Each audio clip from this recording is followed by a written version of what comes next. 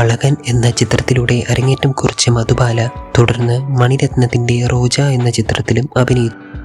ആ ചിത്രത്തിൻ്റെ വിജയത്തിന് ശേഷം തമിഴ്, തെലുങ്ക്, കന്നഡ, മലയാളം, ഹിന്ദി തുടങ്ങിയ നിരവധി ഭാഷാ ചിത്രങ്ങളിൽ അവർ അഭിനയിച്ചു.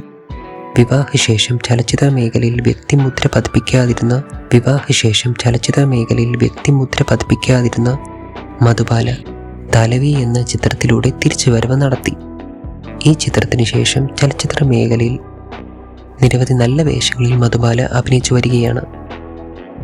ഇന്ത്യൻ സിനിമയിലെ പുരാണ ചരിത്ര ചിത്രമായ കണ്ണപ്പയിൽ നടി മധുബാല അഭിനയിച്ചിട്ടുണ്ട്. ശിവഭക്തനായ കണ്ണപ്പ നായ്ക്കരുടെ ജീവിതത്തെ ആസ്പദമാക്കിയുള്ള ചിത്രം തമിഴ്, തെലുങ്ക്, ഹിന്ദി, കന്നഡ, ഇംഗ്ലീഷ് എന്നീ 5 ഭാഷകളിലാണ് പുറത്തിറങ്ങിയത്. മഹാഭാരതം പോലുള്ള ടെലിവിഷൻ പരമ്പരകൾ സംവിധാനം ചെയ്ത മുകേഷ് കുമാർ സിംഗ് ആണ് ചിത്രം സംവിധാനം ചെയ്തിരിക്കുന്നത്. ഇതിൽ കണ്ണപ്പയായി വിഷ്ണുവും മഞ്ജുവും, രുദ്രനായി പ്രഭാസും, കിരാതകനായി മോഹൻലാലും, ശിവനായി അക്ഷയ് കുമാറും, പാർവതി ദേവിയായി കാജൽ അഗർവാളും, പന്നകയായി മധുബാല എന്നിവരും വേഷമിട്ടിട്ടുണ്ട്.